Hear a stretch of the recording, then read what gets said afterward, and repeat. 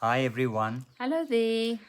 It is the last Saturday of 2024. Can't believe it. Can you believe it? Um, and we started late with the Advent season. We were away on holiday, so we started late. Uh, we had a slow Advent. Um, so we already touched on three themes around Advent leading up to Christmas.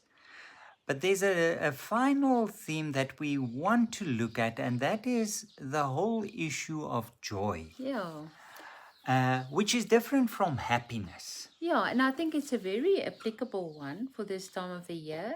I think for Christmas in itself, Mm, the birth of a child, um, and then thinking of the, especially in South Africa with the summer holidays, it's often a lighter time. I think we often um, use the words as synonyms, mm, um, joy and happiness, which I think is not fair to joy, because joy, yes. like the other themes that we were touching on, has a much deeper um, Mm, mm, meaning than mm, mere happiness, mm, jollification. mm, Um, yeah, maybe we can just have a look at that and mm. think about that a bit. And I think that ties into Christmas as well, because the whole Christmas theme of this deep awareness of God's entanglement Mm, in the tangible, mm, the earthy, mm, the material, mm, ties or plays into joy mm, and gratitude that is such an integral part of joy. mm, Because happiness is often linked to favorable mm, circumstances. mm. Things are lining up. And when we talk about this, we're not downplaying happiness. I mean, there are times when you are really, really happy for Mm, things playing out as you expected or anticipated or wished for. That's absolutely, it's good. Uh, but joy has a deeper meaning because it is not so much linked to circumstances. mm. It's again, I think, like peace. It's coming from a stance within you, Mm, um, a way of looking at life, a way of becoming aware of things in your life that you are grateful. I think joy often starts with gratitude. I yes. think it's difficult to experience joy, especially if you have very difficult circumstances. To really get to joy, you actually have to get to gratitude, to Mm, what is in my life that I can that makes me feel that deeper sense of joy.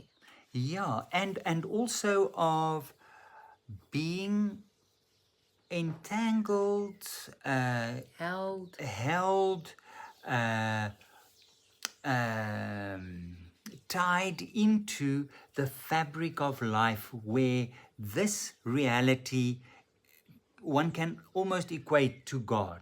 Mm, Uh, mm, in other words, constantly being in touch with God, immersed in God, God being immersed, that whole mm, mm, very intimate relationship. So it starts from there, and it's not a matter of people going through extremely difficult circumstances and being in mourning or mm. whatever, and you come to them and you say, you know what, it's bad, but there's so much to be grateful Yeah, no, for. that It's is not that. no, no. Yeah.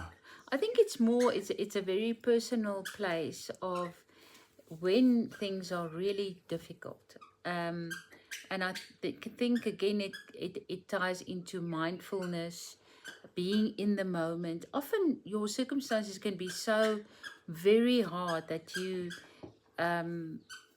really struggle to even keep your head above water, Mm, mm, and to in that circumstances to just for that moment take a breath, look around you, use your senses, and it may not have the feeling of happiness, but it might have the feeling of contentment in the moment. Yes. And And I being think, grounded. and being grounded, which can, I think, are all elements of joy. We shouldn't always think of joy as the emotion of being happy. It's It, more a it's stance. a stance, and it's a um, um, much deeper. I don't actually want to call it an emotion, a place, a deeper place.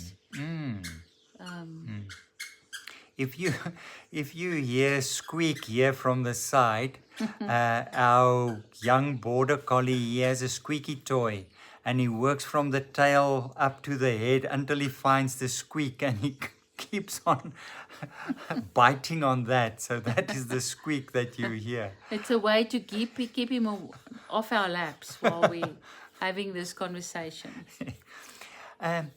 But it's at the beginning of a new year.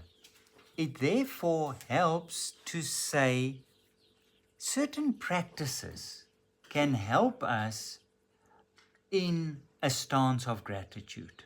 Yeah, yeah, In other words, a daily, and it is so simple. We've said that on numerous occasions. And personally, I've just discovered that lately quite yeah. Really. intensely as well. Having a lot of spiritual direction sessions with people on retreat, and often we come back to basics. Everything seems adrift, seems topsy turvy, and we come back to basics. We come back to basics. And when we come back to basics, it has a profound effect.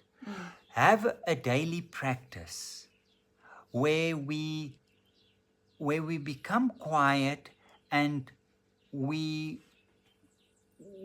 become free of this constant chatter in our mind. So a daily meditation practice. Get into nature, walk, sleep enough, have a good diet. Yeah, it's the basic. Stay off your phone. Yes, yeah. And it's simple, but it's difficult. Yes. It doesn't take a lot of time. It takes a lot of, I think, especially initially, discipline, but it's so quickly that you will see the benefits, that you Yes. actually feel the contentment and the wholesomeness of something like, of a regime like that. Yeah. It is so interesting. The piece of music that will accompany today's conversation is that well-known piece by Beethoven, The Ode to Joy.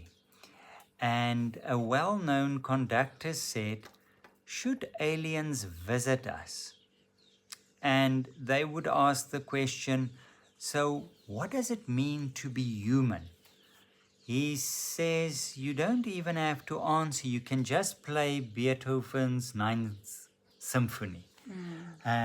Because it's this basic element of joy that flows out of a sense of rootedness, of connectedness, of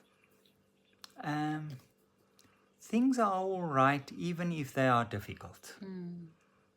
No, and that's a beautiful blessing that we would wish for you and for ourselves and for this troubled world. Yes, yes. And from that sense of joy to also work towards alleviating difficulties and making a difference in other people's lives. But our wish for you is that you may have a joyous new year, and